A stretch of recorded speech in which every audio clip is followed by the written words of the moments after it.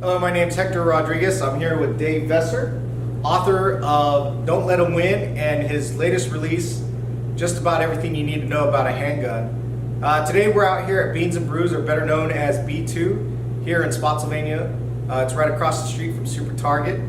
When you get a chance, come out and visit with us. But let's get to why we're here today.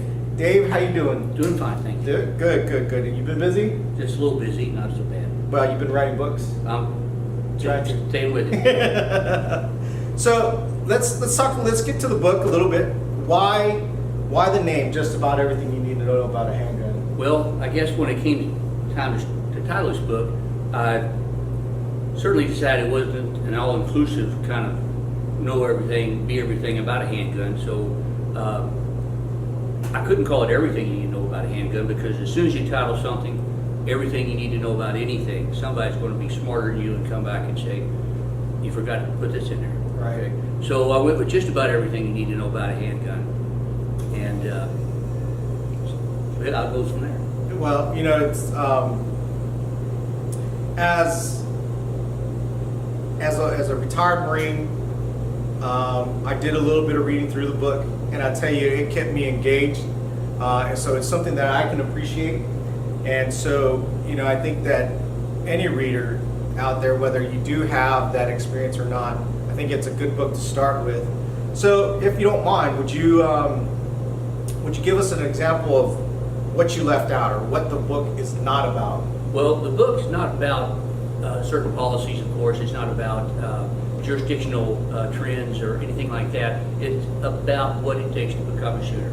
Okay. So, for example, I left the force continuum out. I purposefully left that out because I found it to be convoluted, a little bit dicey to work around and try to teach about, train about, but left that out because, again, that's something that's up to your jurisdiction, and it's your responsibility as a handgun shooter. You need to know what the rules are in your community and your local jurisdiction. Can you tell us a little bit more about force continuum? Well, force continuum is kind of the elastic slide rule, if you will. It gives you guidelines as to what you have to do in order to employ use of deadly force. And one of the things that kind of tends to convolute the theory of force continuum is, depending on your jurisdiction, again, you have one jurisdiction will say, well, there's 5 levels of escalation to the force continuum, and another jurisdiction would say there's 6 levels of escalation to the force continuum. For example, the 5 levels of escalation for the force continuum would be to just mere presence. Okay? Mere presence of a person there with a handgun, especially if you're law enforcement or private security, and you're there to perform your job. Just mere presence there is a visual deterrent for would-be crook. Okay. Number 2 is verbalization. No force is not implied at all. It's all verbal command. Number 3, you have enemy-handed contact. Number 4, less lethal methods are employed. And number 5 is the application of deadly force. And I'll say that the definition of deadly force is a force that you would consider to be one that would inflict serious bodily harm or death to a person that you're choosing to use a deadly force against. Now, contrast that level, that 5 level of escalation of continual force to the 6th level continuation or the escalation of continual force. Number 1, against the mere presence, visual deterrent. Number 2, visual resistance, and that's use of voice commands, and a little touch is allowed there, hands-on kind of thing, to, I guess, kind of hurt people away from a particular situation. Number 3 is passive resistance, and that starts the pain compliance, a little bit of takedown there, use of chemical weapons. 4 would be active physical restraint, resistance rather. That allows for use of impact weapons such as batons, things like that, canines. Number 5 would be assaultive, aggressive, physical. That's actually using incapacitating strikes and blows with either your stick or your, whatever you're using for a weapon, or your hands. And again, then number 6 would be the use of deadly force. The elastic rule of the employment of continuum of force, whether you're using 5 levels of force or 6 levels of force, it's not typical that you would start out with a number 1 escalation of force and go into number 2 and 3, 4, and 5, or on into 6. But what could happen, what generally happens is you might go from 1 to 5, back down in a 6 level of escalation scenario, that is. You go from 1 to 5, back to maybe 2 or 3, up to 5 again, back down to 1, and then you can jump right up to a 6, and 6 is the employment of deadly force. So you have to make a decision to shoot or not to shoot at that point. So that just add mud to the water for me. That's why I left it out. You know, I'm sure it can be pretty difficult because it's gonna. I would imagine that it would vary by scenario. And say, for example, and we talked about this a little bit last week as we prepped for this, was, you know, I could be in my home and how do I know what steps that I need to take? And then if you're in a situation like that, you're gonna really remember every one of those steps. Like, am I gonna go to 1 to 2 to 3? What was 4? What was 5? And I'm sure that, as you said, you get the shooter, or not, I guess would it be the shooter? Because like you said before, when we were getting ready for this, it wasn't necessarily there's a good guy, there's a bad guy. There's 2 people with, say, they could both have guns and both of them have rights. Am I talking? Because if I'm in my home, somebody comes through my door and they're uninvited. At what point do I have the authority to shoot somebody? Well, is that what this force continuum is? And then, you know, the force of the continuum of force is, I think, more of a way to handle a situation that's already started to develop. What you described is as invading your house and some uninvited intruder comes in. That's a very good question, and one I don't mind answering, because a lot of people have that same question. Okay, we'll go back to the original, the definition of use of deadly force. Use of deadly force is using a weapon or a tool in order to subdue an assailant. And you have to use that as a last resort. When all other lesser means of force have expired, you've exhausted all other lesser means of force. And this force continuum provides for you those lesser means of force, okay? And how you can react to how they react to your escalation process. But now, if you're going to employ deadly force, the law doesn't distinguish between good guys and bad guys at the exact moment that one shoots the other. Because when you pull your weapon on somebody that's intruded into your house, you've also given them a right to fear for their life.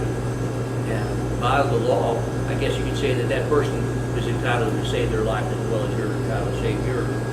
Don't agree with that necessarily, but just know that if you're going to pull your weapon on somebody, then they might pull a weapon on you. So this is really good information, and especially for somebody who doesn't know. So why not include that in your book, maybe to the generality that you just spoke of? Well, I guess we could do that, but then we would go back to that jurisdictional thing, and I'm saying you can do one or the other, and then if you respond by not doing the research, the background that you have to do in order to make it clear in your head what your jurisdiction, your county, your state, your whatever location you're in, if you don't do the due diligence to make sure you know and understand what it is they'll allow, that makes me a liability instead of a help to you.